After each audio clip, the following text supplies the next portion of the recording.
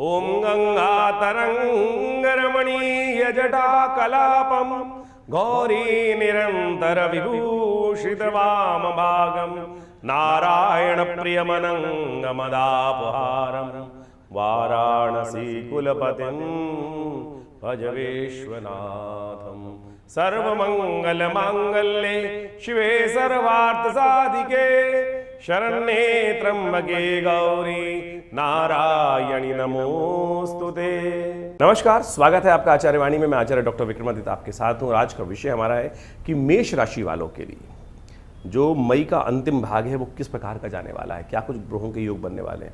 ऐसे में बहुत सारे ग्रहों का परिवर्तन, शुक्र और बृहस्पति का तो योग बन ही रहा है, लेकिन साथ साथ बुध भी वहाँ पदार्पण करने वाले हैं। कई सारे ग्रहों का विचित्र योग बनने वाला है। भारतीय ज्योतिष के अनुसार से देखा जाए तो मई के अंतिम दिनों का समय आपके लिए अच्छा प्रगति देने का योग बना सकता है, लेकिन मिश्रित से प्रभाव रहता दिखाई दे रहा है। कई रुके हुए कार्य गति पकड़ सकते हैं, परंतु सावधान रहना। जल्दबाजी का काम शैतान का होता है, जल्दबाजी के काम से बचने की आवश्यकता है। करियर और व्यवसाय के संबंध में बात करें तो कार्यक्षेत्र में कुछ नई जिम्मेदारियां मिलने के योग बृहस्पति के साथ शुक्र का परिवर्तन होने के साथ बन रही है। वरिष्ठ अधिकारियों के साथ सहयोग प्राप्त होने के योग बन सकते हैं, लेकिन ध्यान रखना क्रोध और अहंकार में आपके जीवन में इस वक्त नुकसान होने के योग बन सकते हैं। इच्छाधारी योग है आपकी राशि में इस वक्त। सोच समझ के कार्य करने का प्रयास करें। व्यापार में पुराने ग्राहकों से लाभ मिलने के संकेत मिलते दिखाई दे रहे हैं। घर वाले जितने आपसे प्रसन्न रहेंगे उतना बढ़िया आपके लिए रहेगा। नौकरी बदलने का विचार मन में आ रहा हो तो जल्दबाजी ना करें, थोड़ा इंतजार करने का प्रयास करें। आर्थिक और धन की स्थिति में ग्रह नक्षत्रों के दृष्टिकोण से दिखाई देता है रुका हुआ धन प्राप्त करने की संभावना बन सकती है।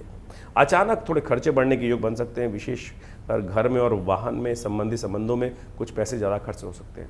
थोड़ा निवेश सोच समझ के करने का प्रयास करें। इस वक्त द्वंद्व में फंसे दिखाई दे रहे हैं, समझदार लोगों का सहयोग लेने का प्रयास करें। प्रेम और परिवार के संबंध में ग्रह चर्चा यदि करें तो शुभ चर्चाएं मांगलिक कार्य को होने की शुरुआत होने के योग बनते दिखाई दे रहे हैं। जीवन साथी जितना प्रसन्न आपका उतना बढ़िया आपके लिए संबंध इस वक्त ग्रह दिखा रहे हैं।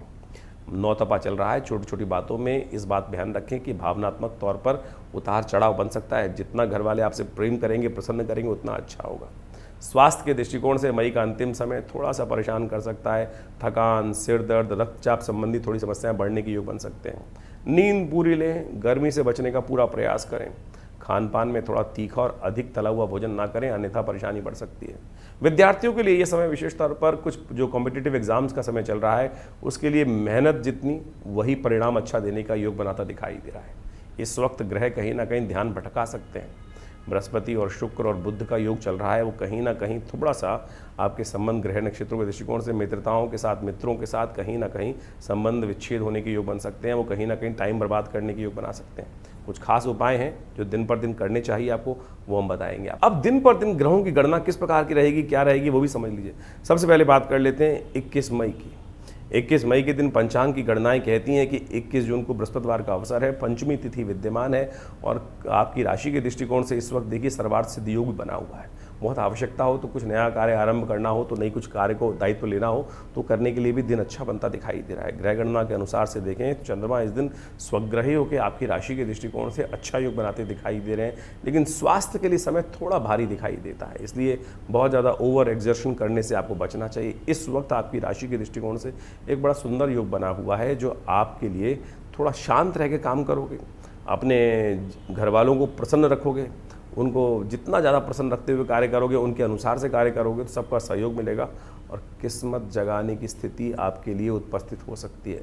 कन्या पूजन आपकी राशि के दृष्टिकोण से सबसे श्रेष्ठ उपाय इस वक्त है, अवश्य करने का प्रयास करें। ग्रहों की कृपा से रास्ता बनेगा। गुस्सा मत ज़्यादा करना।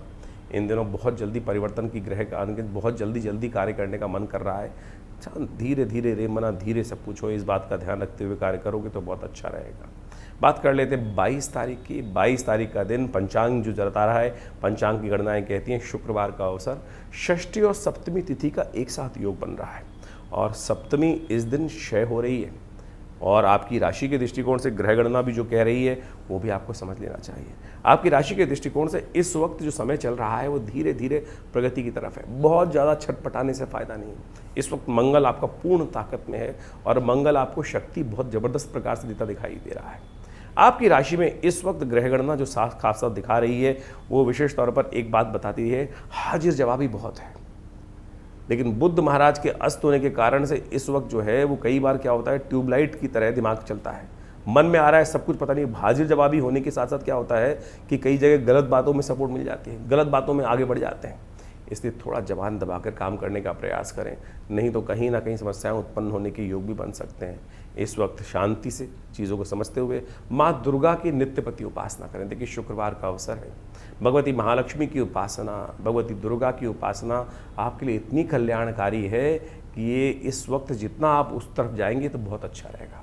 माँ भगवती लक्ष्मी को प्रसन्न करने के लिए हो सके तो इस दिन श्री सूक्त का पाठ कर लीजिए, करवा लीजिए। ओम ह्रीं महालक्ष्मी नमः इस मंत्र का जप कर लीजिए, देखिए कल्याण का योग बनेगा। ईश्वर की कृपा से इस वक्त मेष राशि वालों के लिए कई ग्रह बहुत सुंदर योग बना रहे हैं। मंगल, बृहस्पति, शुक्र, बुध, सूर्य, एक तरह से लाइन से देखा जाए तो ये सारे ग्रह कहीं ना कहीं आपके लिए कल्याणकारी योग बनाकर बैठे हुए हैं। नई दोस्ती, ऐसा भी हो सकता है कि बहुत जगह से आपको सपोर्ट मिलने को तैयार बैठी हुई है, लेकिन आप थोड़े से इस वक्त कहीं ना कहीं जो है आलस में थोड़ा सा डिले कर रहे हैं चीज़ों को। आप डिले मत कीजिए, थोड़ा सा अलर्ट होकर काम करने का प्रयास करें, धीरे करें लेकिन अलर्ट हो जाइए। तुरंत जो सोच रहे हैं उन पर कार्य करके दिखाने का प्रयास कीजिए, तभी आपके लिए अच्छा होगा। नए कार्य करने के लिए दिन अच्छा नहीं है क्योंकि शैद तिथि है, इस बात का ध्यान रखते हुए कार्य करना चाहिए। 23 तारीख का दिन शनिवार का योग बन रहा है, अष्टमी तिथि है और आपकी राशि के दृष्टिकोण से समझ लेना चाहिए आपको ग्रहों का योग क्या कुछ करने जा रहा है। परिवर्तन की तरफ गैर भागते दिखाई दे रहे हैं। आपकी राशि के दृष्टिकोण से इस वक्त विजय का योग बनकर बहुत बढ़िया से तैयार हो गया है। जी हाँ, विजय का योग बहुत बढ़िया से बनकर तैयार है। इस वक्त ग्रह गणना आपके लिए खास तौर पर ये दिखा रही है कि जहाँ भी हाथ डालोगे वहाँ विजय की आकांक्षा कहीं ना कहीं मन में जो है वो बहुत बढ़िया तरह से प्राप्त होने के योग बनती दिखाई दे। लेकिन थोड़ा खर्चा बढ़ सकता है, इस बात का ध्यान रखना। थोड़ा खर्चे बढ़ाते हुए ना काम करें, इस बात का और ध्यान रखते हुए कार्य करें। देखिए इन दिनों शनि महाराज जो है ना आपकी राशि के दृष्टिकोण से 7.5 का पहला योग बनाते दिखाई दे रहे हैं। 7.5 का पहला जो फेज़ है, पहला चरण जो है आपकी राशि में इस वक्त चल रहा है। परिपक्व काल शनि का महाराज आ चुका है, मध्य काल आ चुका है शनि का इस वक्त। इसलिए शनि को मनाना बहुत ज़रूरी है। आमतौर पर हम शनि को मना नहीं पाते हैं। शनि को मनाने के लिए यथाउचित, अभी शनि जयंती भी गई, बहुत सारे लोगों ने उसके अनेक उपाय किए होंगे। बहुत सारे अनेक उपाय शास्त्र में वर्णित हैं, उन सब को करने से कहीं ना कहीं लाभ प्राप्त होता है। लेकिन शनि को मनाना आपकी राशि के दृष्टिकोण से बहुत ज़रूरी है। इस वक्त पुरुषोत्तम मास चल रहा है, तो आपकी राशि के दृष्टिकोण से हमें दिखाई देता है कि आपको अवश्य कुछ ना कुछ कार्य करना चाहिए। सबसे श्रेष्ठ रहेगा आपकी राशि के दृष्टिकोण से आप एक छाया पात्र में एक छाया पात्र ले लीजिए, उस छाया पात्र में थोड़ा सा तेल ले लीजिए और उस तेल में अपना थोड़ा चेहरा देखिए और उसके बाद किसी गरीब व्यक्ति को वो तेल दान कर दीजिए, कहीं रखाइए, किसी मंदिर में छोड़ाइए। ये करना आपकी राशि में इस वक्त पुरुषोत्तम मास में सबसे श्रेष्ठ रहेगा। और ध्यान रखिए, ये पुरुषोत्तम मास शनि को मनाने के लिए सबसे श्रेष्ठ माना गया है। हर कार्य हो जाता है और अनेक उपाय शास्त्र में वर्णित हैं, वो भी आप समझ लीजिए। मेष राशि वालों के लिए 24 तारीख के दिन ग्रह गणना जो दिखा रही है वो भी समझ लीजिए। रविवार का अवसर है, नौमी तिथि विद्यमान है और रवि नाम का सुंदर सुयोग बना हुआ है। और ऐसे में आपकी राशि के दृष्टिकोण से जिन भी कर्मों में कामों में आप अपने कर्म को पूरी निष्ठा के साथ करने का प्रयास करोगे, शास्त्र कहता है, ज्योतिषी गणनाएं कह रही हैं कि उसमें विजय मिलने के चांसेस पूरे दिखाई देते हैं। यानी आपके समय का आपको सदुपयोग करते हुए कार्य करने का प्रयास करना चाहिए।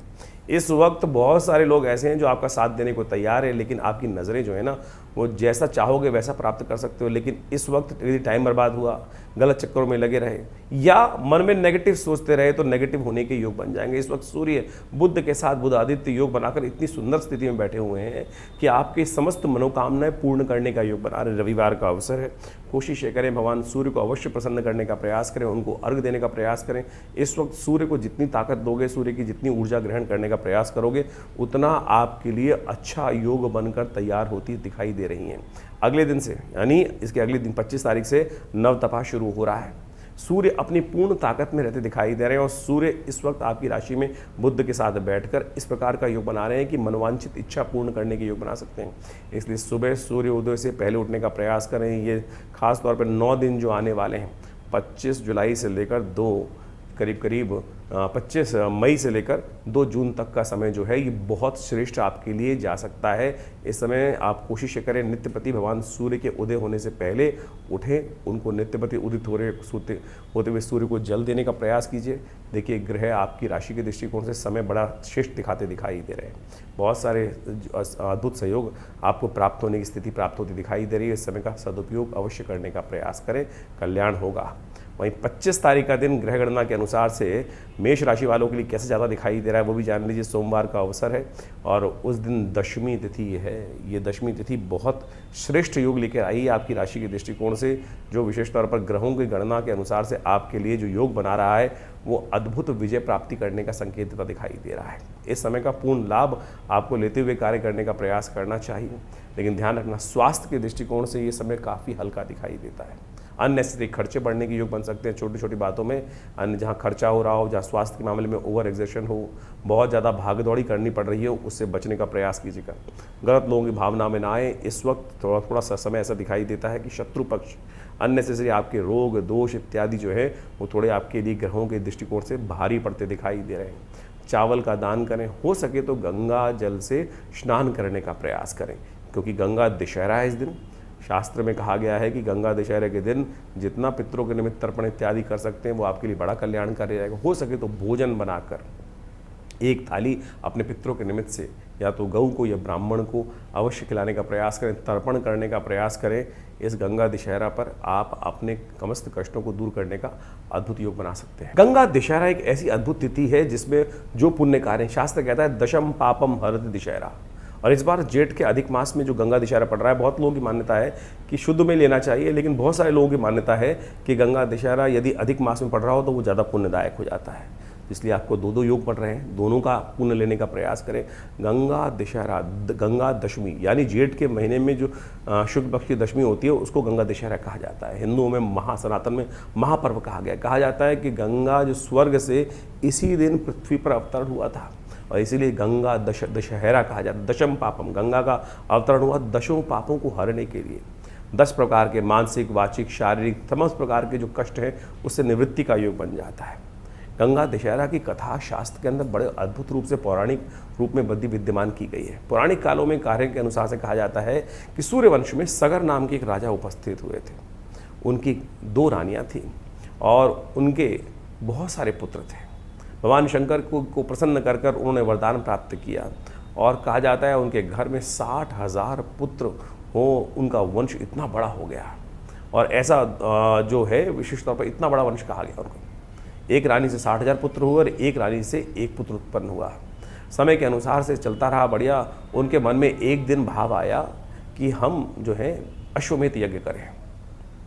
अश्वमेध यज्ञ कहा जाता है महाराज सगर ने ही इस समस्त संसार में जितने सागर हैं उनको उन्होंने खुदवाया था, इसलिए सागर जो है जो नाम पड़ा उनसे ही पड़ता है। महाराज सगर ने अश्वमेध यज्ञ सुंदर रूप से कराया और अश्वमेध करने के उपरांत यज्ञ में क्या घोड़ा छोड़ने का नियम होता था। अपने वर्चस्व को स्थापित करने के लिए जहाँ जहाँ वो घोड़ा जाएगा वो सब उनके अधीन होते जाएंगे, इस प्रकार की परंपरा रही थी। तो कहा जाता है कि कपिल मुनि के आश्रम में वो घोड़ा इंद्र लेकर बांधा है। इंद्र को भय हो गया कि कहीं मेरे सगर महाराज इस यज्ञ को पूरा कर लेंगे तो कहीं ना कहीं इंद्रासन ना ले लें। तो जो सगर महाराज का घोड़ा था वो कपिल मुनि के आश्रम में जाकर बांधा है। कहा जाता है सगर के पुत्र को घोड़े को ढूंढते ढूंढते जब महाराज कपिल मुनि के आश्रम में पहुंचे, कपिल मुनि साधना में विराजमान थे, साधना में आंख बंद करके बैठे हुए थे। उन्होंने देखा सगर के पुत्रों ने कि घोड़ा यहाँ बंधा हुआ है। उन्होंने सगर जो विशिष्ट कपिल मुनि का अपमान करना शुरू कर दिया।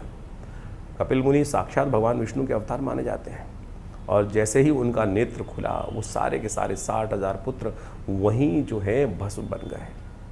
ये अभिमान का प्रतीक था। सब देखिए कि कैसे जो जब इतना बड़ा राजवंश हो जाता है तो कहीं ना कहीं अभिमान भी हो जाता है। और उसके बाद उन समस्त पुत्रों को कपिल मुनि के जो तीसरा नेत्र खुलने से भस्म हो गए। कहा जाता है उनके बाद 3 पीढ़ियाँ उन पुत्रों की जो अस्थियाँ थी उनको किसी प्रकार से तर्पण प्राप्त हो, शांति प्राप्त हो, उसके लिए कार्य करते रहे।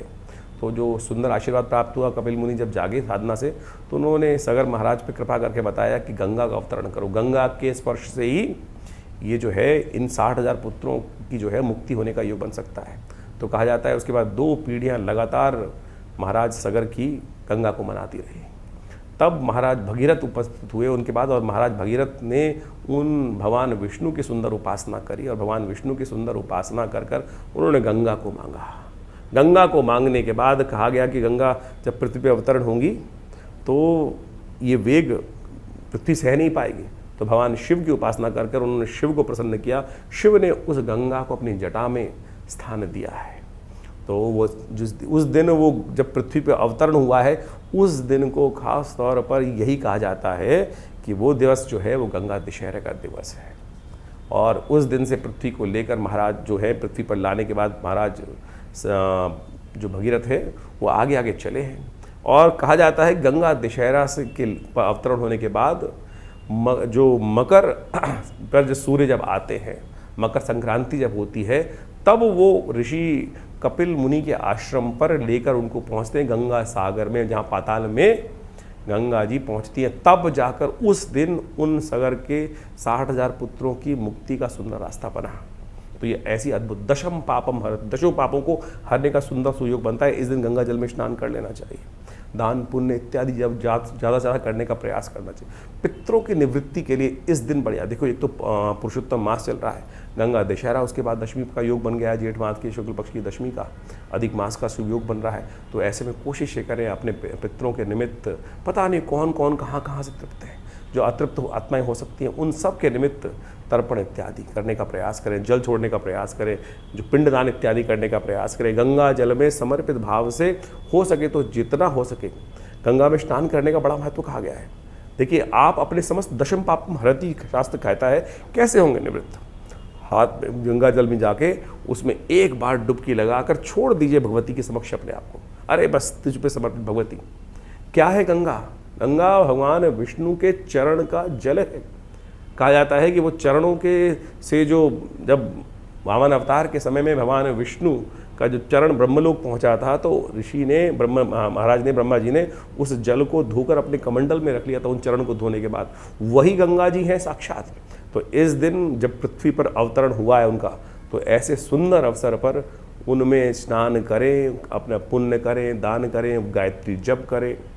कोई भी वर्ण का व्यक्ति हो, वो सबको अधिकार है इस प्रकार से अपने पितरों के निमित्त जो कर्तव्य हो सकता है वो अवश्य करने का प्रयास करें।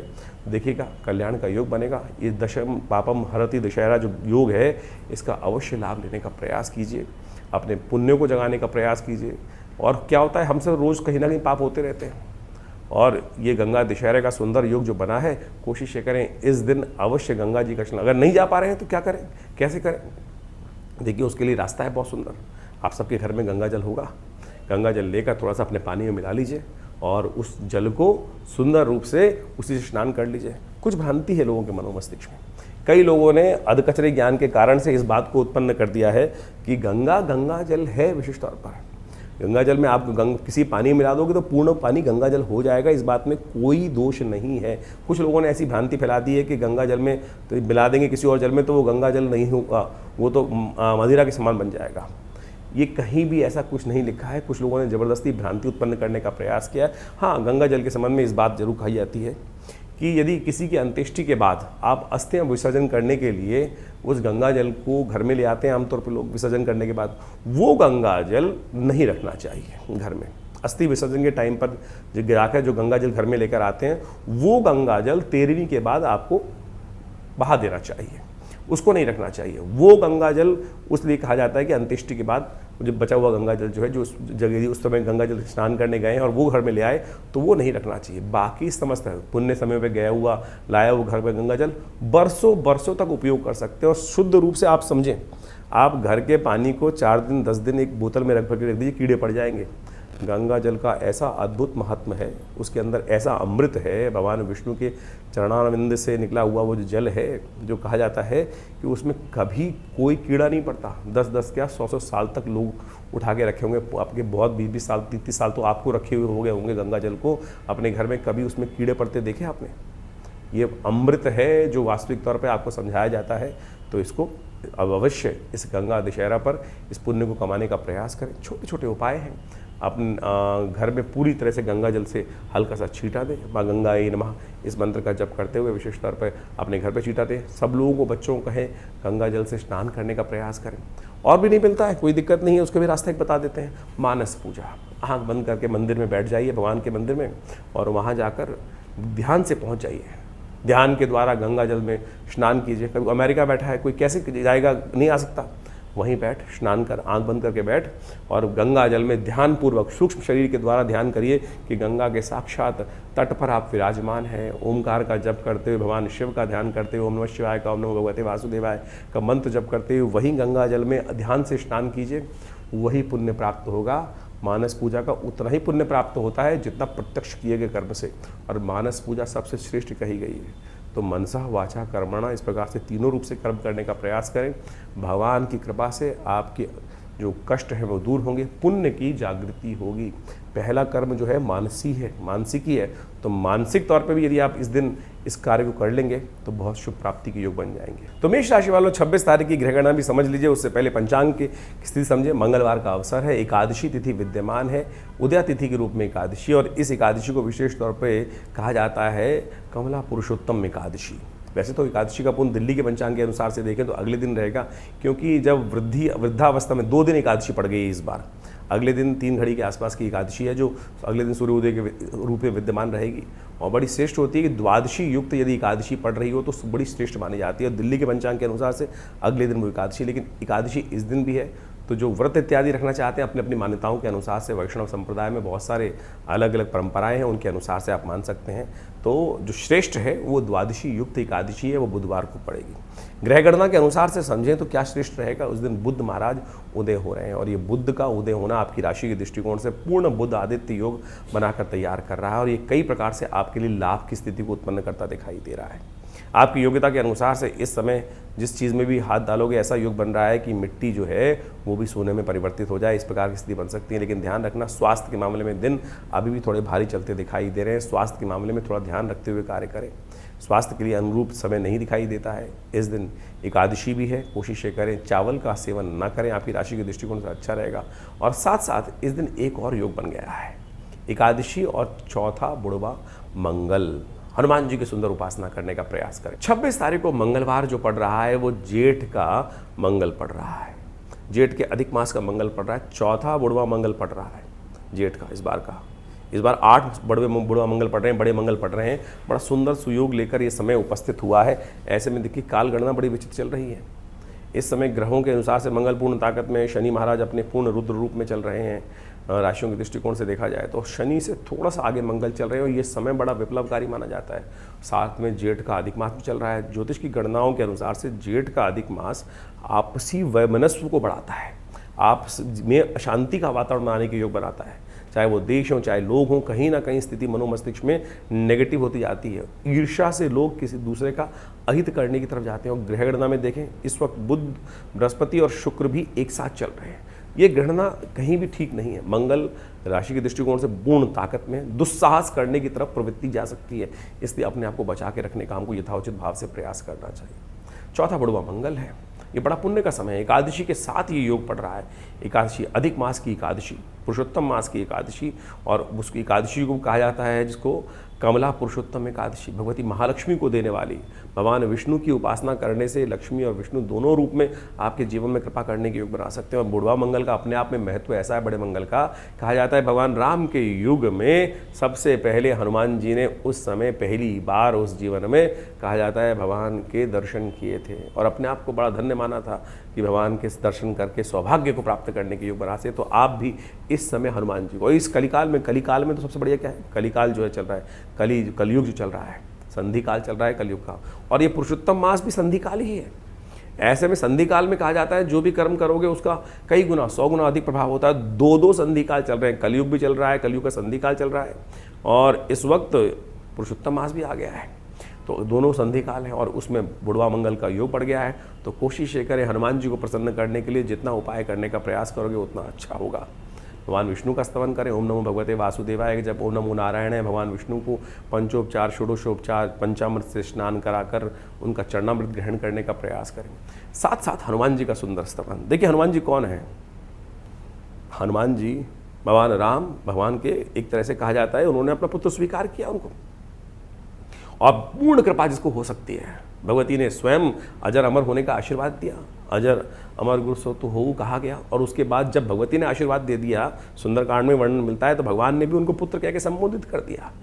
तो आप समझें कि ऐसा सुंदर सुयोग है, और आप समझें कि आप पुत्र की यश गाथा गाओगे तो पिता अपने आप प्रसन्न होकर किसी पिता के समक्ष, माता पिता के समक्ष जाकर उनके बच्चे के संबंध में कहो इतना बढ़िया बच्चा है, ऐसा है, इसने इतना यश काम किया, इतना ऐसा किया, तो पिता का जो सीना होता है माता पिता का सीना डबल हो जाता है। अरे मेरे पुत्र की यश गाथा हो रही है, मेरे संतान की यश गाथा हो रही है। तो इस सुंदर सुयोग में देखिए सुंदरकांड का पाठ कीजिए, हनुमान चालीसा का पाठ कीजिए, हनुमान जी प्रसन्न हो जाएंगे और क्या होगा, आशीर्वाद सुंदर प्रदान करने का सुयोग बनाएंगे। बहुत छोटे छोटे मार्ग हैं, इसको लाभ उठाने का प्रयास करना चाहिए। और बुढ़वा मंगल का तो अपने आप में ऐसा महत्व है कि जिसने भी, जिस भी पंथ के, जिस भी संप्रदाय के व्यक्ति ने जब इनका पाठ किया है, कहा जाता है कि यवन रानी थी, मुस्लिम रानी थी, उसकी श्रद्धा हनुमान जी में हो गई और उन्होंने उस बुढ़वा मंगल पर विशेष तौर पर बड़ी भगवत हनुमान जी की प्रसाद, पूजन, सवामनी सब भोग लगवाने का प्रयास किया। बड़ी श्रद्धा से उनका मंदिर बना के उनका पूजन किया, उनकी मनोकामना पूर्ण कर दी हनुमान जी ने। तो अवध के नरेश के यहाँ की ये, अवध के नवाब की ये कथा है और ये सत्य माने बहुत सुंदर रूप से है। हनुमान जी कोई भेद नहीं करते किसी के लिए भी।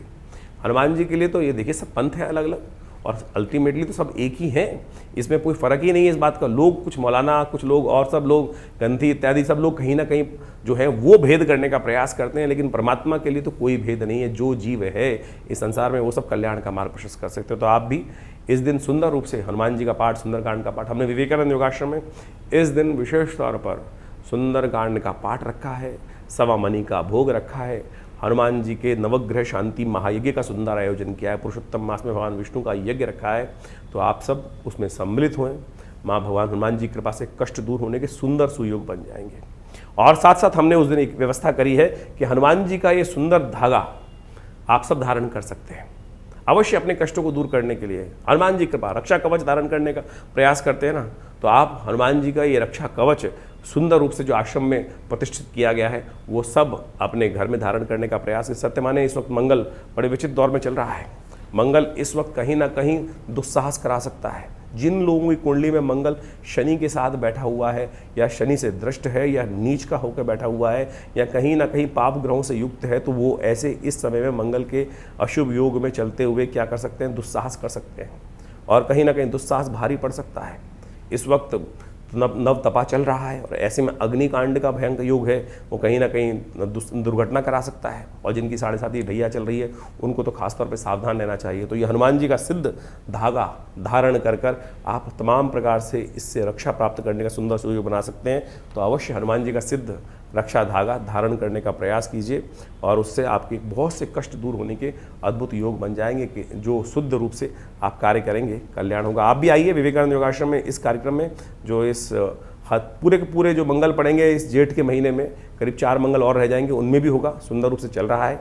और सब लोग आकर यहाँ भगवान हनुमान जी की जो विवेकानंद योगाश्रम में सिद्ध मनोकामना सिद्धि मंदिर में हनुमान जी की सिद्ध मूर्ति है, जिसको आचार्य केशव देव जी ने स्वयं अपने हाथों से प्रतिष्ठित किया, तो आप आइए उनके दर्शन कर कर उनका लाभ लीजिए, चोला चढ़ाइए, हनुमान की भगवान की कृपा से आपके कष्ट दूर हो। मेष राशि वालों, 27 तारीख का दिन ग्रह गणना के अनुसार से बहुत विशेष योग लेकर आता दिखाई दे रहा है। उस दिन बुधवार का अवसर है, एकादशी तिथि थोड़ी देर के लिए विद्यमान रहेगी और कमला पुरुषोत्तम एकादशी का सुंदर सुयोग बना हुआ है, द्वादशी युक्त एकादशी है। इस दिन ग्रहों का परिवर्तन भी होने का योग बन रहा है, आपकी राशि में कीर्ति योग बनकर तैयार होगा, लेकिन दिन थोड़ा हल्का जाता दिखाई दे रहा है। स्वास्थ्य के मामले में जो भी कार्य करें थोड़ा सावधानी के साथ करने का प्रयास करें, अननेसेसरी के भार सिर पर न लेने का प्रयास करें। बहुत ज़्यादा एग्जर्शन कहीं ना कहीं स्वास्थ्य के मामले में थोड़ा दिक्कत होने के योग बन सकते हैं, इसलिए हो सके तो इस दिन चावल का दान करने का प्रयास करें। भगवान विष्णु का पूजन करते हुए, स्वास्थ्य के लिए ध्यान करते हुए, देखिए बुधवार के दिन एकादशी का सुंदर सुयोग बन रहा है। क्या करें, भगवान विष्णु के मंदिर में जाकर थोड़ा सा उनको पंचामृत अर्पित करने का प्रयास करें। भगवान की कृपा से क्या होगा कि अनिष्टों को दूर करने के लिए उनका चरणामृत ग्रहण करेंगे तो एक शास्त्र मंत्र बोला जाता है, अकाल मृत्युहरणम सर्वव्याधि विनाशनम विष्णु पादोत्कम पित्वा पुनर्जन्म न विद्यते। तो इसको ग्रहण कर लेने से आपके जीवन के बहुत से कष्ट दूर हो जाएंगे और जो ग्रह आपका थोड़ा हल्का है उसको ठीक करने का सुंदर सुयोग बन जाएगा। तो अवश्य इस दिन भगवान का चरणामृत उनको पूजन करके ग्रहण करने का प्रयास करें और एकादशी का सुंदर व्रत करने का प्रयास करें। हनुमान जी की कृपा से, भगवान की कृपा से आपके समस्त, कोई और व्रत रखो ना रखो, कम से कम एकादशी का व्रत शास्त्र के दृष्टिकोण से आपको अवश्य रखने का प्रयास करना चाहिए। इस कलिकाल में एकादशी का व्रत, भगवान विष्णु का व्रत समस्त अनिष्टों को दूर करने वाला माना जाता है। 28 तारीख का दिन बृहस्पतिवार की ग्रह गणना के अनुसार से योग बन रहा है, द्वादशी तिथि इस दिन विद्यमान है और सुंदर प्रदोष का, गुरु प्रदोष का योग बनता दिखाई दे रहा है। ग्रह गणना के अनुसार से आपके ग्रह पॉजिटिव हो रहे हैं, बुध अब जब जाग चुके हैं और बुध के जागृत होने से आपकी राशि के दृष्टिकोण से एक नया परिवर्तन लाभ के योग में, देखिए गजकेसरी योग बना हुआ है आपकी राशि में, बृहस्पति से जो है पूर्ण दृष्टि प्राप्त कर बहुत सारा आपकी राशि में ऐसा योग बन रहा है कि आपको पूर्व ज्ञान होता दिखाई दे रहा है। इस समय दाव लगाने के लिए समय अपनी बुद्धि के अनुसार चलने की, दूसरे की बात ना माने, अपनी बात मानकर कार्य करने, अपने मन की बात सुनते हुए कार्य करने की ज़रूरत है, तो आपके लिए बड़ा श्रेष्ठ योग बनता दिखाई दे रहा है। इस समय का आपको पूरी श्रद्धा से लाभ लेने का प्रयास करें। महालक्ष्मी की सुंदर उपासना करोगे ना तो कृपा से कहीं ना कहीं लक्ष्मी के, बृहस्पति बहुत तेज गति से परिवर्तन की तरफ जा रहे हैं और इस वक्त आपकी राशि के दृष्टिकोण से लाभ का योग अच्छे से बनता दिखाई दे रहा है। हाँ, आपकी राशि में यदि जन्मपत्री में कहीं ना कहीं बुध की अच्छी स्थिति नहीं है तब आपको थोड़ा ध्यान रखना चाहिए। बुध यदि आपकी कुंडली में बहुत बढ़िया है, ग्रह गोचर के अनुसार से इस वक्त बुध उदय होकर सूर्य के साथ आदित्य योग बना रहे हैं, तो ये कहीं ना कहीं शेयर मार्केट से भी आपको लाभ देने के योग बना सकते हैं। और आपकी कुंडली में यदि बुध खराब स्थिति में बैठे हुए हैं तब आपको नुकसान होने का योग बन सकता है। तो अब आप ये गणना स्वयं कर लीजिए या किसी अच्छे ज्योतिषी से दिखा के करने का प्रयास करें। प्रदोष है इस दिन, गुरु प्रदोष का योग बन रहा है। सही ज्ञान प्राप्त करने के लिए इस दिन भगवान विष्णु, भगवान शंकर की सुंदर उपासना समस्त अनिष्टों को दूर करेगी। हो सके तो दूध से शाम के समय भगवती का, भगवान शंकर का, भगवती का दोनों का अभिषेक करने का प्रयास करें। शाम के समय प्रदोष काल में इस कार्य को करने से अनिष्ट दूर होने के योग बनेंगे। 29 तारीख का दिवस शुक्रवार का अवसर, त्रयोदशी तिथि उदया तिथि के रूप में विद्यमान है और ग्रह नक्षत्रों के दृष्टिकोण से यदि मेष राशि वालों के लिए देखा जाए तो अद्भुत योग बन रहा है। एक त्रय ग्रह योग बन के तैयार हो रहा है आपकी राशि में। 3 परम शुभ ग्रह एक साथ युति बना रहे हैं। परम शुभ ग्रह बृहस्पति उच्चाभिलाषी ग्रह चल रहे हैं, बुध अपने घर में जा रहे हैं, शुक्र के साथ योग बना रहे हैं। तो 3 बड़े शुभ ग्रह आपके पराक्रम भाव में बैठकर आपकी राशि के दृष्टिकोण से एक अद्भुत योग बनाकर तैयार कर रहे हैं। इस वक्त इस समय का पूर्ण लाभ आपको लेने का प्रयास करना चाहिए, चाहे पर्सनल लाइफ हो, चाहे किसी भी तरह से और योग बन रहा हो। गजकेसरी योग वैसे बना हुआ है आपकी राशि के दृष्टिकोण से और बृहस्पति के साथ 2 परम शुभ ग्रह इस वक्त विद्यमान होकर आपकी राशि में बहुत सुंदर स्थिति उत्पन्न करते दिखाई दे रहे हैं। कहीं ना कहीं बुद्धि से नए रास्ते प्राप्त होते हैं, रिलेशनशिप में नई जान आती दिखाई दे रही है। मंगल भी बहुत शुभ होकर आपकी राशि में बैठे हुए हैं। बस 7.5 का एक नेगेटिव प्रभाव चल रहा है, वो कहीं ना कहीं इस वक्त शनि ही आपके केवल फेवर में नहीं चलते दिखाई दे रहे हैं। बस उनको मनाने का आपको यथोचित भाव से प्रयास करना चाहिए। एक काम करें, इस दिन विशेष तौर पर थोड़ा हरी दाल लेकर, जो साबुत मूंग होती है उसको लेकर किसी पक्षी को डालने का प्रयास कर लीजिए। आपकी राशि के दृष्टिकोण से बहुत शुभ योग बनेगा। और किसी को भी हित करने का प्रयास न। आमतौर पे क्या होता है, कई बार चलते चलते हम ऐसे ही पत्थर मार देते हैं, किसी जीव को लग जाता है। कोई भी ऐसा कार्य ना करना है इस वक्त, किसी को भी तंग करने का प्रयास मत करना, नहीं तो ग्रह शुभ देने की जगह अशुभ करने का योग बना लेंगे। इस वक्त इतना ध्यान रख के कार्य करने का प्रयास करें। ग्रह बहुत अच्छे चल रहे हैं और आपकी राशि के दृष्टिकोण से कहीं ना कहीं लक्ष्मी कृपा प्राप्ति के योग पूरी तरह से बनते दिखाई दे रहे हैं। दाव लगाने का सुंदर स्थिति आपकी राशि में उत्पन्न होती दिखाई दे रही है। 30 तारीख शनिवार का अवसर, चतुर्दशी तिथि विद्यमान है और साथ साथ सत्य व्रत भी इसी दिन किया जाएगा। बहुत सारे लोग मन में शंका होती सत्यव्रत कब करें, तो तमाम राशि वाले समझ सकते हैं कि इस दिन सत्यव्रत करने का योग। मेष राशि वालों के लिए ग्रह गणना कैसी है, थोड़ा बंधन युक्त ग्रह दिन चलता दिखाई दे रहा है। मनोमस्तिष्क में खुलकर काम करने से थोड़ी दिक्कत आती दिखाई दे, द्वंद्व कहीं ना कहीं उत्पन्न होता दिखाई दे रहा है। कारण है उसका कि आपकी राशि के दृष्टिकोण से कहीं ना कहीं महंगा खर्चा अधिक बढ़ने की स्थिति बनती दिखाई दे रही है। चीज़ों को आप जो है ऐसे ही जाते दिखाई दे रहे हैं। इस वक्त मन में कहीं ना कहीं द्वंद्व भावना, इधर जाऊं कि उधर जाऊं, किसी की एडवाइस लूं कैसे लूं, तो कहीं ना कहीं हर चीज़ में ओवर कैलकुलेटिव होने के योग बनते दिखाई दे रहे हैं। अरे थोड़ा सा बैलेंस होकर चलने का प्रयास कीजिए। कहीं ना कहीं जो है बहुत सारे पाप पुण्य के बीच में कहीं ना कहीं फंसते दिखाई दे रहे हैं। इस वक्त मन थोड़ा परेशान कर चलता दिखाई दे रहा है, मन को साधने की ज़रूरत है। और शनि की 7.5 जो चल रही है वो कहीं ना कहीं थोड़ा सा अनिष्टकारी योग बनाती दिखाई दे रही है। सत्यनारायण भगवान से बढ़िया कोई उपाय हो नहीं सकता है। इस दिन कोशिश करें भगवान सत्यनारायण की सुंदर उपासना करने का प्रयास करें। हो सके तो पीपल के पेड़ के पास जाकर एक काला धागा, इस प्रकार का काला धागा लीजिए। ये काला धागा ले जाकर इस वक्त एक काला धागा ले जाकर पीपल के चारों तरफ बांध दीजिए। आपकी राशि के दृष्टिकोण से बड़ा श्रेष्ठ उपाय रहेगा। और उसको बांध कर थोड़ा सा काले तिल वहाँ डाल दीजिए, दीपक तिल के तेल का दीपक वहाँ प्रज्वलित कर दीजिए। और साथ साथ कहा जाता है शनिवार के दिन तो अवश्य पीपल का पेड़ के आगे पूजन करने का प्रयास करना चाहिए। बाई चांस सत्यव्रत भी है और हो सके तो भगवान विष्णु की सत्यव्रत की पूजा कथा सुनने का प्रयास करें। भगवान की कृपा से आपकी जो साढ़े साथी का अनिष्ट प्रभाव चल रहा है वो भी कहीं ना कहीं रक्षा देने के सुंदर सुयोग बनाएगा आपकी राशि के दृष्टिकोण से। 31 तारीख का दिन रविवार का अवसर है, पूर्णिमा तिथि इस दिन विद्यमान है और उदय पूर्णिमा का योग बन रहा है। पूर्णिमा जो उदयकालीन में आ गई है उसका सुंदर सुयोग बनकर तैयार है। सत्यवत तो पिछली देर हो गया क्योंकि रात्रि में पूर्णिमा का योग बन रहा था, लेकिन थोड़ी देर के लिए उदयकालीन में इस दिन पूर्णिमा विद्यमान है, तो पुण्य पूर्णिमा का जो पुण्य है इसी दिन रहेगा। पुरुषोत्तम मास में विशेष तौर पर ध्यान देने की जरूरत है। ग्रह गणना समझ लीजिए पहले क्या है। इस वक्त ग्रह गणना आपकी राशि के दृष्टिकोण से मेष राशि वालों के लिए देखी जाए तो थोड़ा दिन हल्का दिखाई देता है। आकांक्षा बहुत रहेगी, ये चाहूँ, और कहीं ना कहीं दिल पे चोट लगती दिखाई दे रही है। बहुत सारे लोगों के बाह्य रूप देखकर कहीं ना कहीं मन पे चोट लगता दिखाई दे रहा है। मौसम गर्म है बहुत ज़्यादा, आप गर्म मत होइए। बाहर तो बहुत तप रहा है, नौतपा चल रहा है। कहीं ना कहीं आपके मनोमस्तिष्क में इस वक्त जो अंदर ही अंदर है वो टेम्परेचर अननेसेसरी बढ़ता दिखाई दे रहा है। रोष कहीं ना कहीं बढ़ता दिखाई दे रहा है। जो पर्सनल लाइफ चल रही है वो कहीं ना कहीं छोटी छोटी बातों से रिपल्सिव हो रही है, दुख दे के योग बनाती दिखाई, चाहे वो दोस्त हो, चाहे वो मित्र हो, चाहे वो परिवार के जन हो, वो कहीं ना कहीं उनकी छोटी छोटी बात अंदर तक हर्ट करती दिखाई दे रही है। ऐसा योग बनता दिखाई दे रहा है। चंद्रमा पूर्ण है आपकी राशि के दृष्टिकोण से, इस वक्त थोड़ा सा उपाय करने का प्रयास करें। सूर्य भगवान को चंद्रमा दूध युक्त अर्घ देने का प्रयास कीजिए, ये बड़ा शिष्ट रहेगा। और ध्यान रखिए पुरुषोत्तम मास की जो पूर्णिमा आती है, ये जेठ की जो पूर्णिमा है पुरुषोत्तम मास की पूर्णिमा है जो 31 तारीख को पड़ रही है, इस समय में एक कार्य विशेष करना चाहिए। कहा जाता है पुरुषोत्तम मास अपने पितरों की तर्पण के लिए, पुत्रों के ऋण से निवृत्त होने के लिए सबसे श्रेष्ठ माना जाता है। वैसे तो कहा जाता है पूरे के पूरे 30 दिन तक अवश्य अपने पितरों के निमित्त तर्पण इत्यादि करना चाहिए, यज्ञ इत्यादि करना चाहिए, क्योंकि ये काल जो है यज्ञ के लिए, कथा के लिए, तर्पण के लिए ही, पितरों के निमित्त करण करने के लिए सबसे श्रेष्ठ माना गया है। तो इस समय में हो सके तो जितना तीर्थाटन करें, हो सके तो जितना अपने पितरों के निमित्त तर्पण इत्यादि करें, तो ये पूर्णिमा के दिन अवश्य ब्राह्मण भोजन कराएं, गऊ के निमित्त ग्रास निकालें। ये समस्त कार्य जो हो सकते हैं वो अवश्य गायत्री का कम से कम 108 बार जप कर लीजिए, और हो सके तो गऊ ग्रास अवश्य निकालने का प्रयास कीजिए। यदि आप कहीं विदेश में रहते हैं, बहुत सारी ऐसी जगहों शहरों में रहते हैं, आपके पास व्यवस्था नहीं है, तो विवेकानंद योगाश्रम में इन समस्त कार्यों के लिए पूर्ण व्यवस्था है। आप अपने पितरों के निमित्त अब कैसे लगाएं कि पितृ, कई बार समझता है लोगों को क्या होता है कि कई बार ये कष्ट हो जाता है कि हम जान नहीं पा रहे हमारे पितृ तृप्त हैं कि नहीं है।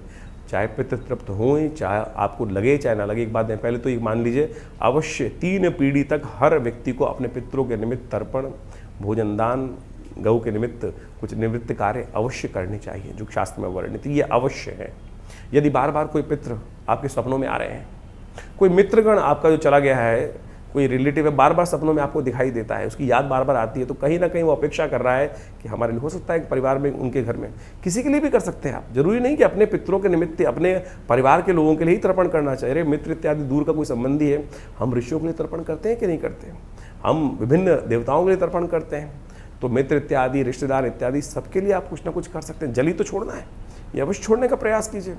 और यदि आपका काम, घर में शादी नहीं हो पा रही है, बहुत बार ऐसे कष्ट हो जाते हैं कि सब कुछ ठीक होते हुए, धन संपदा होते हुए भी घर में बच्चों की शादी नहीं हो पा रही है, पूरी मेहनत करते हुए भी कहीं ना कहीं ऐसा होता है कि कहीं ना कहीं इंडस्ट्री में, व्यवसाय में दिक्कत आ रखी है, सब कुछ बढ़िया होते हुए भी, सेवा करते हुए भी आपको क्रेडिट नहीं मिल रहा है। कहीं ना कहीं घर में कलेश ही कलेश चलते रहते हैं, हर कोई मन मुटाव करके बैठा हुआ है, सब कुछ सेवा करने के बाद भी, तो हो सकता है कहीं ना पित्त संबंधी समस्या हो।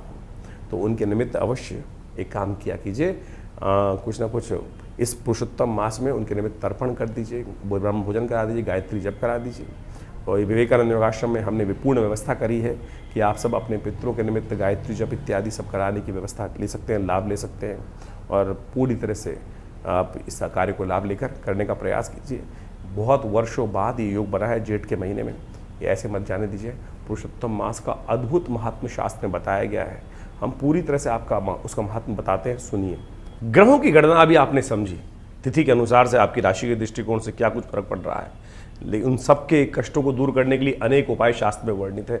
लेकिन इस वक्त पुरुषोत्तम मास चल रहा है, ये भारतीय संस्कृति के अनुसार से एक समय की ऐसी कालगणना है कि जिसमें जो कार्य आप करोगे, दान, पुण्य, तप, व्रत, इसका 100 गुना अधिक प्रभाव होगा। यानी ये समय वास्तविक तौर पे समझ लीजिए अपने पुण्यों को एकत्र करने वाला है। जीवन में कष्ट क्यों आते हैं कि पुण्य घट जाते हैं। जीवन में यदि हमारे पुण्य अधिक मात्रा में हो तो समय कैसा भी खराब चल रहा हो हमें उसका पता ही नहीं चलता। ये ऐसे प्रत्यक्ष रूप से ज्योतिष गणनाओं के अनुसार से कहा गया है। और पुरुषोत्तम मास तो वो मास है जिसमें आध्यात्मिक उन्नति पुण्य को अर्जन करने के लिए जो भी कर्म किए जाते हैं उसका एक दुर्लभ अवसर माना गया है।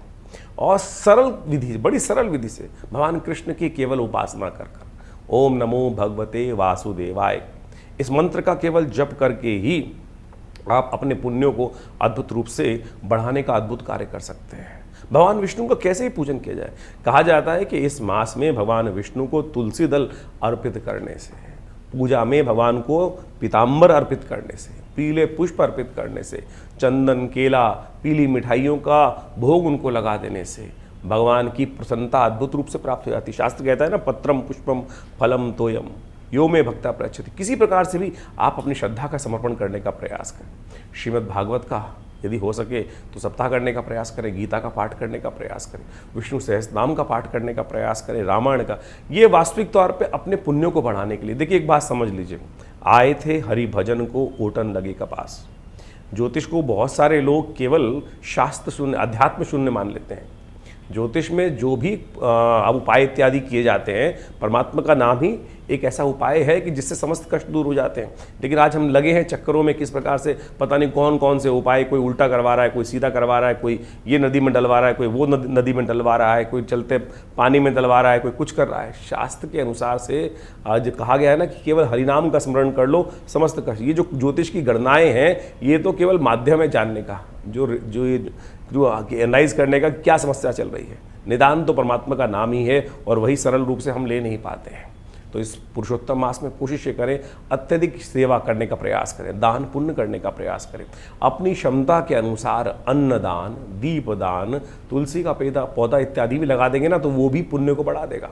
इसको करने का प्रयास, जरूरतमंदों में भोजन दान इत्यादि करने का प्रयास करें। दान बंद करने से, समझ लीजिए, दान बंद करने से किस्मत का ताला है ना वो बंद हो जाता है। इसलिए यथाउचित भाव से जो दान पुण्य करने का प्रयास करें। पता नहीं हमारे पूर्व जन्मों से कौन से कर्म ऐसे हैं जो हमारे साथ चलते चले आ रहे हैं, और पुण्य है तो वो कहीं ना कहीं हमारे को आगे बढ़ाए जा रहे हैं, और पुण्यों का अकाउंट कम है तो कष्ट एक के बाद एक कहीं ना कहीं परेशान करते चले जा रहे हैं। घर में एक तुलसी का पौधा इस महीने अवश्य लगाने का प्रयास करें। ये छोटा सा उपाय है, देखिएगा घर के वास्तु दोष दूर करने के लिए अद्भुत रूप से कष्ट दूर होने के योग बन जाएंगे। पूरे पुरुषोत्तम मास में, जैसे कार्तिक मास में पूजन किया जाता है ना, इसी प्रकार से स्नान कर कर एक दीप दान कर लीजिए। ये छोटा सा उपाय है। सत्य मान लीजिए, आपके पितृ संबंधी समस्या यदि कोई चल रही है, बहुत सारे लोग कहते हैं पितृण, पितृदोष, ये वो फलाना धमका, केवल इस मास में, पुरुषोत्तम मास में एक दीप दान शाम के समय नित्य प्रति जलती नदी में कर देंगे तो कहा जाता है वो आपके पितरों को भी तृप्त कर देगा। देखिए, एक बात और ध्यान रखें, इस पुरुषोत्तम मास में बहुत से कार्य वर्जित कहे गए हैं। विवाह, गृह प्रवेश, मुंडन, जनेऊ इत्यादि जो संस्कार इत्यादि हैं वो बिल्कुल वर्जित माने जाते हैं, उनको नहीं करना चाहिए। क्योंकि इस मास की गणना, ये मलमास माना जाता था पहले, लेकिन जब मलमास पद्म पुराण में बहुत अत्यधिक कथा ही, जब इसके अंदर जो शास्त्र में कहा गया है कि पुरुषोत्तम मास में किया गया कोई भी सत्कर्म कार्तिक मास के समान पुण्य होता है, तो कहा जाता है कि एक बार शास्त्र के दृष्टिकोण से कहा जाता है कि मलमास जिसका नाम पड़ा, जिसमें संक्रांति नहीं आती, यानी जिस मास के अंदर, जैसे आप मान के चलें चैत्र, वैशाख, जेठ, इस सब में एक संक्रांति आती है विशेष तौर पे, लेकिन जिस मास में 32 महीने 16 दिन बाद 4 घड़ी के एक अंतर से एक ऐसा समय आ जाता है कि जिसमें महीना जो है वो ऐसा खत्म हो जाता है कि संक्रांति बीच में पड़ती ही नहीं है। तो जब वही मलमास माना जाता है कि यानी मलमास पड़ गया, तो कहा जाता है कि एक बार भगवान बड़ा परेशान हुआ मलमास कि मुझको मलमास बना दिया गया है। तो भगवान कृष्ण के समक्ष, भगवान विष्णु के समक्ष पहुँचे मलमास कि महाराज, इस पूरे संसार में मुझे परित्यक्त कर दिया गया है, मुझे मल के रूप में जाना जाता है, अधिक मास के रूप में जाना जाता है। तब भगवान ने प्रसन्न होकर, भगवान तो बड़े करुणा निधान है, उन्होंने पुरुषोत्तम मास पे, इस मलमास पे कृपा करी और अपना नाम दे दिया और कहा इस मंथ मास में जो भी कोई हरिनाम का स्मरण करेगा, हरिनाम का संकीर्तन करेगा, उसके समस्त दोष दूर हो जाएंगे। ग्रह गणना तो आपने समझ ली, ये पुरुषोत्तम मास भी ग्रह गणना एक तरफ, परमात्मा का नाम एक तरफ। यदि परमात्मा का नाम स्मरण करके आप जो भी कार्य करेंगे तो आप सत्य माने कल्याण का सुमार्ग आपके जीवन में बन जाएगा। इसलिए शास्त्र के दृष्टिकोण से जो भी हो सके, और इस बार तो जेठ के महीने में ये मलमास पड़ा है, अधिक मास पड़ा है, पुरुषोत्तम मास पड़ा है, तो क्या करें, परमात्मा का स्मरण करने का प्रयास करें। और हम इस विशेष अवसर पर जितने भी मंगल पढ़ रहे हैं, हमने जेठ के इस महीने में विशेष तौर पर बड़ा मंगल माने जाते हैं। हमने विवेकानंद योगाश्रम में उन समस्त कष्टों को दूर करने के लिए विशेष कार्यक्रम रखे हैं। देखिए, एक बात माने भारतीय संस्कृति के अनुसार से हमारे ऋषि मुनियों के अद्भुत शोध है देवता की उपासना करना। उनमें भी इस कलिकाल में कहा जाता है कि भगवान हनुमान जी की सुंदर उपासना ऐसी है जो तत्क्षण फल देने वाली है। तत्क्षण, जी हाँ, 2 उपासनाएं बताई गई हैं शास्त्र के दृष्टिकोण से। एक तो पितरों के निमित्त अवश्य जो कार्य करते हैं, एक तो आपके पितृ बड़े हितैषी होते हैं। और ऐसा मत मान लीजिए, बहुत सारे लोग तथाकथित तौर पे ऐसा समझ लेते हैं कि पितृ किसी की मृत्यु हो गई तो वो समय खत्म, उसको कुछ कार्य नहीं है। अरे कहीं नहीं जाते, 3 पीढ़ी तक वो आपके पास ही रहते हैं, सब कार्य देखते हैं, अपेक्षा करते हैं कि ये कोई हमारे लिए करते हैं कि नहीं करते कार्य। और सत्य माने ऐसी एक नहीं अद्भुत घटनाएं हैं जिसके माध्यम से ऐसा पता चलता है कि पितरों ने उन व्यक्ति के जीवन को तार दिया, कष्ट समस्त हर लिए। यहाँ तक कि भारतीय शोध विज्ञान के जो ऋषि गण हुए हैं उन्होंने ही इसके बारे में नहीं लिखा है, बाहर के राइटर्स ने, एनी बेसन ने, डब्ल्यू लेडबीटर ने ऐसी ऐसी पुस्तकें लिखी हैं जिसके माध्यम से आपको समझ में आना चाहिए कि वो पिता जो दिव्य आत्माएं हैं, दिवंगत आत्माएं हैं, वो अद्भुत रूप से कष्टों को दूर करने के लिए आती हैं। एक इनविजिबल हेल्पर नाम से किताब लिखी, हमारे आश्रम से किताब छपी है जिसका नाम है प्रेतात्माओं से मिली है। ऐसी अद्भुत रहस्य की बातें हम लोगों ने उसमें लिखी हैं, शोध की बातें लिखी हैं कि कैसे वो दिवंगत आत्माएं आती हैं और हमारे के जीवन में बहुत सारे कष्ट दूर करके चली जाती हैं। एक व्यक्ति हमारे आश्रम पे आए, बहुत वर्ष पुरानी बात है, मैं बहुत छोटा था, पिताजी के साथ में बैठा हुआ था। फरीदाबाद से एक व्यक्ति आया और उसने पिताजी के समक्ष अपनी बात रखी कि महाराज मुझे ऐसे ऐसे मेरे भाई, जिसकी बड़े भाई की मृत्यु हो गई थी, और वो सपने में आकर कुछ भाव बता के गया है। पिताजी ने कहा पूरी बात बताओ क्या हुआ।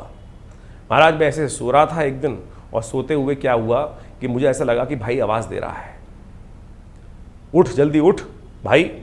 उसकी भाई की मृत्यु हो गई थी और आवाज़ आई उसको भाई की, भाई उठ जल्दी उठ, घर में चोर आए हुए। वो खट से उठा और उसने देखा, इसे उठ के, पुराने ज़माने की बात है, करीब 30-35 साल पुरानी बात बता रहे हैं आपको हम, और खटपट हुई होगी। तो क्या हुआ कि वो जो बाहर थी भैंस इत्यादि बंधी हुई थी, उसको खुली भैंस मिल गई, और जैसी खटपट हुई होगी, उठा होगा, तो वो चोर भाग गया। यानी भैंस जो उसको चुरा के ले जा रहे थे जो लोग, वो छोड़कर भाग गए। उसको कुछ दिन बाद फिर वही सोते हुए आभास हुआ कि भाई की आवाज़ आ रही है कि भाई चिंता मत कर।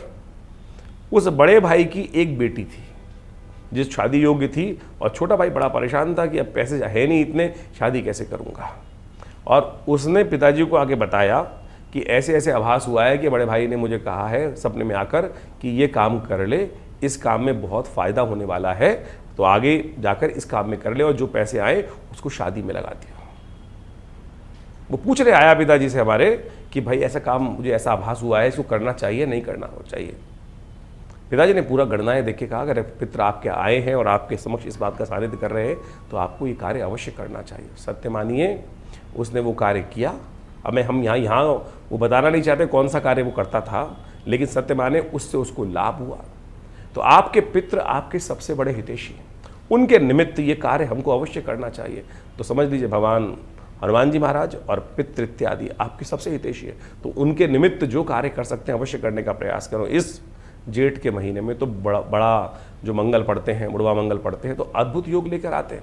हमने उसके लिए विशेष तौर पे कार्यक्रम बनाए भी हैं, बहुत सारे यज्ञ इत्यादि चलते हैं। पितरों के निमित्त भी इस जो अधिक मास है, पुरुषोत्तम मास है, इसमें हमें गायत्री जप, ओम नमो भगवते वासुदेवाय, इसको अवश्य करने का प्रयास करना चाहिए। सत्य माने अगर आपका ये ऋण निवृत्त, पितृदोष नाम की कोई चीज़ नहीं होती है, पितृ ऋण जरूर होते हैं, और पितृ ऋण से यदि हमारे जीवन में निवृत्ति हो जाए तो सत्य माने आधा भार कट जाता है। और साथ साथ हनुमान जी का स्तवन यदि हम कर लें तो आपके बहुत सारे कष्टों को दूर करने का सुंदर सुयोग बन सकता है। तो इस जो करीब करीब 2.5 साल बाद ये पुरुषोत्तम मास आया है, साथ में जेठ के महीने में आया, वर्षों बाद ऐसा योग बना है, तो इसको जाने मत दीजिए। जितना हो सकता है पुण्य कार्य करने का प्रयास करें। सत्य मानिए आगे आने वाली ग्रह गणना जो दिखाई दे रही है इस वक्त, बृहस्पति और शुक्र का जिस प्रकार का योग बना हुआ है, वो कहीं ना कहीं आप हर व्यक्ति के मन में द्वंद्व उत्पन्न करता दिखाई दे रहा है। और इस वक्त स्थितियां ऐसी हैं कि मनोमस्तिष्क 2 बार भागों में बटे हुए हैं, और अभी 1 तारीख के बाद से तो बृहस्पति महाराज उच्च के होने जा रहे हैं, महत्वपूर्ण परिवर्तन लाने का योग बना रहे हैं। ग्रह अपना शुभ और अशुभ फल बनाते हैं, योग बनाते हैं। लाभ और हानि उनको होती है जिनके पुण्य कम ज़्यादा होते हैं। तो इसलिए अपने यथाउचित भाव से पुण्यों को बढ़ाने का प्रयास करें। यदि ग्रह थोड़े हल्के भी होंगे ना, तब भी वो समय आपको पार करके ले जाएगा। और ग्रह बहुत अच्छे चल रहे हो और किसी व्यक्ति के पास पुण्य ही ना हो, तो फिर क्या मिलेगा उसको। तो इसलिए ये न कि न प्रकारेण संसार में अपने पुण्यों को हमें बढ़ाने का प्रयास करना चाहिए। बहुत सारे लोग तथाकथित तौर पर आपके बरू मस्तिष्क में कुछ प्रश्न चिन्ह डाल देंगे, कटाक्ष उपस्थित करने का प्रयास करेंगे, सदमार्ग पर चलने को रोकेंगे, तो उन भ्रांतियों में ना फंसें। इस संसार में, तुलसी संसार में भांत भांत के लोग, पुण्य होगा तो अच्छे लोगों के साथ जुड़ जाओगे, और नहीं तो इस संसार में हर शाख पे ऐसे बदमाश बैठे हैं जो आपके लिए कहीं ना कहीं गड्ढे खोद के तैयार कर रहे हैं। और जब वक्त खराब आता है तो व्यक्ति उस पर फंस जाता है। और वक्त सही हो तो आप समझे, तुलसी बाबा ने जिस प्रकार से रामायण में कहा है ना, बिन हरि कृपा मिल ही नहीं संता। हरि कृपा कब होती है? जब हमारे पुण्य जागते हैं। तो इसलिए इस समय में आप कोशिश ये करें, पुण्य जगाने का प्रयास करें, ज्योतिष को इसी प्रकार समझने का प्रयास करें। नहीं तो फिर दुकान है, नग बेचने की दुकान ज्योतिष नहीं होनी चाहिए। मंत्र जप आप स्वयं करें। हम समस्त चीज़ें आपके समक्ष बड़े खुलकर बताने का प्रयास करते हैं, शास्त्र विधि के अनुसार से बताने का प्रयास करते हैं। इस ज्योतिष को पौराणिक मत के अनुसार से ही समझें। समस्त ज्योतिष के निदान, पंचांग, ये सब जितनी भी चीज़ें हैं वो पुराणों के साथ, अध्यात्म के साथ, भारतीय वेद विज्ञान के साथ जुड़ी हुई हैं। तो इसी प्रकार से वो समझने का प्रयास करें। आज हर दूसरा आदमी ज्योतिष के साथ जुड़कर अनेक अनेक प्रकार से अपने अपने कहीं बहुत अनेक कितने उपाय कोई करा रहा है। कोई वास्तु ठीक कराने में लगा हुआ है, कोई कुछ ठीक कराने में लगा हुआ है। हम वास्तु की बात भी इस बात करना हम चाहते हैं, इस बारे में बताना चाहते हैं कि लोग आज आते हैं और 5-5 लाख, 2-2 लाख, 4-4 लाख की चीज़ों को बताकर और पता नहीं कैसे कैसे वास्तु को ठीक करने का प्रयास करते हैं। भारतीय संस्कृति में गृह प्रवेश जब करते हैं तो सबसे पूजन जब करते हैं, सबसे गृह आरंभ करते हैं, तो सबसे पहले वास्तु शांति कर दी जाती है। वास्तु शांति हो गई और उसके बाद फिर वास्तु दोष कैसे रह सकता है? अगर किसी विद्वान ब्राह्मण ने, पंडित जी ने आपके घर में वास्तु गृह आरंभ करते वक्त वास्तु शांति करा दी और उसके बाद आपने गृह प्रवेश के टाइम पर भी वास्तु को स्थिर कर लिया, फिर कैसे आपके जीवन में, आपके घर में कोई इस प्रकार के दोष हो सकते हैं? इसलिए इन भ्रांतियों से हटें। और बहुत सारे लोग 3 पैर के मेंढक, 4 पैर के मेंढक और पता नहीं क्या क्या कौन कौन सी चीज़ें घर में लगा के ला देते हैं। हमने तो ऐसा देखा है कि बहुत सारे, जो इतना बड़ा आदमी उतना ज़्यादा लोगों को उसको बनाने के लिए बहुत सारे जो हैं शातिर लोग कहीं ना कहीं घूमते रहते हैं। एक व्यक्ति मेरे आश्रम पे आए बहुत साल पहले, मुझे याद है, पता वो, मैंने बोला क्या करते हो? ये हवन में आए थे, रविवार के सुबह हवन में। बोले जब हम वास्तु दोष ठीक करते हैं लोगों का। मैंने क्या करते हो? कुछ वीडियो दिखाए उन्होंने, पता नहीं छत पे जाकर कौन सा एंटीना लगा रहे थे, कोई कुछ और लगा रहा था, कोई कुछ और लगा रहा था, लोहे की किस किस प्रकार की चीज़ें। ये सब की सब चीज़ें जो हैं आपको कहीं ना कहीं भ्रांति में डालती हैं ज्योतिष के दृष्टिकोण से। तो वास्तु शांति करनी है तो गृह आरंभ के टाइम पे ठीक कर लो, घर में वास्तु पूजा करा लो, आपके ग्रह अपने आप ठीक होंगे। कभी कभी अपने घर में पूजा पाठ, यज्ञ इत्यादि करवाया कीजिए। नवग्रह शांति अपने जन्मदिन पे करा लो। आप जन्मदिन की पार्टी पे लोगों को बुला लेते हैं, उनमें से कई लोग ऐसे होते हैं कि जो बहुत आपसे पार्टी को देखकर बड़ी मन ईर्ष्या करते हैं, कुछ देके तो नहीं जाते, आपको नज़र जरूर लगा जाते हैं। और नज़र जब लग जाती है घर के अंदर तो सत्य माने फिर वो कितना ही पुण्य कर लो, कैसे कर लो, वो नज़र नहीं हटती है। हमने उसके लिए एक रास्ता निकाला। आप सत्य माने ये ज़बरदस्त चीज़ है। ये जो काला धागा है ना, ये काला धागा नज़र को दूर करने के लिए भगवान बटुक भैरव जी के मंत्र से सिद्ध करके जो धारण कर लेता है ना, छोटे बच्चे से देखिए नज़र कितनी ज़बरदस्त कार्य करती है। छोटा बच्चा सबसे ज़्यादा जो जितना सुंदर होगा, कोमल होगा, उस पर ज़्यादा नज़र लगेगी। छोटा बच्चा आमतौर पे देखा होगा कि रोए जा रहा है, रोए जा रहा है, रोए जा रहा है, और किसी बाहर व्यक्ति घूम घाम के आया, कैसे आया है, कोई आ गया घर के अंदर और उसने कहा अरे बड़ा सुंदर बच्चा है, बस लग गई नज़र, दूध पिए ना। छोटा सा टोटका है, मिट्टी उठाकर, हल्की सी पैर की मिट्टी उठाकर उस बच्चे के ऊपर से वार के फेंक दो, बच्चे की नज़र दूर हो जाएगी, बच्चा शांत हो जाएगा, सो जाएगा। प्रत्यक्ष रूप से एक नहीं हज़ारों बार हमने इस बात प्रयोग को करके देखा। ये काला धागा उसी श्रृंखला में आता है। कहा जाता है कि इसको भैरव जी के मंत्र से सिद्ध कर कर यदि आप धारण कर लें तो आपकी नज़र अद्भुत रूप से दूर होने की योग बन जाएगी। इसी प्रकार से मोरपंख भी बड़ी ज़बरदस्त चीज़ है। भगवान कृष्ण धारण करते हैं ना अपने सिर पर, नज़र लगती थी सबसे ज़्यादा, कुछ सुंदर थी। नज़र कब लगती है? जब सामने वाला एकाग्र चित्त भाव से कहता है आह क्या चीज़ है, कितना सुंदर है, बस समझ लीजिए नज़र लगने का योग बन गया। लेकिन शास्त्र के दृष्टिकोण से इसको भी समझाया गया है कि नज़र हर एक की नहीं लगती। किसकी नज़र नेगेटिव होती है? जिसने गलत प्रकार का भोजन किया हो, किसी भी प्रकार से गलत प्रकार का भोजन इत्यादि करने वाले व्यक्ति के साथ में बहुत सारी चीज़ें हैं, उस संबंध में यहाँ पर बताना ठीक नहीं रहेगा। शास्त्र के दृष्टिकोण से उन सब बातों को बताया गया है। वैसे एक बात मान लीजिए, किसी व्यक्ति ने कभी विष्ठा खाई हो, बाल्यकाल में बहुत सारे बच्चे गलती से विष्ठा खा लेते हैं, मलमूत्र अपना ही खा लिया, खा जाता है। शास्त्र के दृष्टिकोण से जिस व्यक्ति ने की नज़र किसकी खराब लगती है, किसी व्यक्ति ने बाल्यकाल में अपनी विष्ठा खा ली हो तो उस व्यक्ति की नज़र हमेशा लगेगी। इस बात का ध्यान रखना शास्त्र के दृष्टिकोण से। ये शास्त्र में, जो तंत्र शास्त्र के अंदर अनेक इस प्रकार की बातें बताई गई हैं और एक्सपीरियंस के द्वारा इस बात को ठीक किया जा सकता है कि कैसे हम पत्थर मारने वाले को नहीं रोक सकते हैं, हम लेकिन अपनी रक्षा कवच बना सकते हैं। तो एक काला धागा ही एक छोटी सी चीज़ है जिसको आप बांध लेंगे तो सत्य माने आपकी नज़र जो है वो नहीं लगेगी। तो इस प्रकार से बहुत छोटी छोटी चीज़ें हमने शास्त्र के दृष्टिकोण से बताई हैं, तो आप उन सब को समझें, करें, कृपा प्राप्त होगी। भगवान की कृपा से आपकी हमेशा रक्षा होगी। और विवेकानंद योगाश्रम में तो हमने बहुत सारे मंत्रों पर शोध किया, मंत्र विज्ञान के द्वारा बहुत सारे कार्य किए। नित्य प्रति 8 घंटे करीब यज्ञ होता है आश्रम पर, और आप सब लोग विभिन्न कार्यक्रमों में उस यज्ञ में आके बैठ सकते हैं। और इस पुरुषोत्तम मास में हम पितृ शांति के निमित्त पूरे 1 महीने तक पितरों से निवृत्ति, जो कष्ट पितृण से निवृत्ति के लिए गायत्री का एक विशेष यज्ञ रख रहे हैं। आप अपने पितरों के निमित्त गायत्री के उस यज्ञ में भाग ले सकते हैं, अपने नाम से करा सकते हैं। पूरी व्यवस्थाओं को जानने के लिए आप फ़ोन पे संपर्क साध सकते हैं। दिल्ली में विवेकानंद योगाश्रम बड़ा अद्भुत प्रकार से कार्य कर रहा है। गौ सेवा कार्य नित्य प्रति चलता ही है, नित्य प्रति 8 घंटे यज्ञ चलता है। और विवेकानंद हॉस्पिटल प्राकृतिक चिकित्सा, योग, आयुर्वेद के संबंध में एक पूरा करीब पिछले 50 सालों से आश्रम कार्य कर रहा है। भारत सरकार के पैनल पर है, दिल्ली गवर्नमेंट के पैनल पर है, और बहुत सारे लोग आकर, चाहे वो कमर दर्द है, चाहे वो सर्वाइकल पेन है, चाहे वो ब्लड प्रेशर है, चाहे वो शुगर है, एंजाइटी डिसऑर्डर्स हैं, नींद न आने की बीमारी हैं, इन सब में विभिन्न मुद्राओं के द्वारा, योग के द्वारा, औषधि विज्ञान के द्वारा, प्राकृतिक चिकित्सा के द्वारा, बिना किसी औषधि के भी हम धूप मट्टी पानी प्राकृतिक चिकित्सा के द्वारा बहुत सारी बीमारियों को ठीक करने के लिए यहाँ बाहर दिल्ली में कार्य कर रहे हैं। 2 एकड़ में बड़ा संस्थान है विवेकानंद हॉस्पिटल योग आश्रम, और बहुत सारी शोध पुस्तकें लिखी हैं, करीब 50 से 60 पुस्तकें लिखी गई हैं।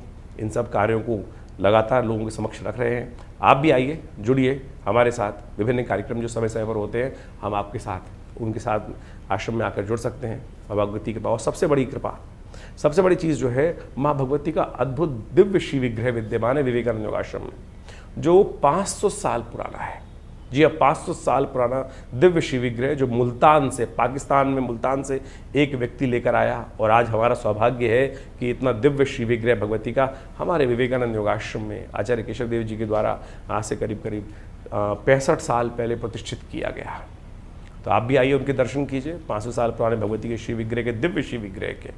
तो उनकी कृपा से हजारों लोगों ने अपनी मनोकामना पूर्ण करी है। आप भी उनके सानिध्य में बैठकर यज्ञ इत्यादि करें।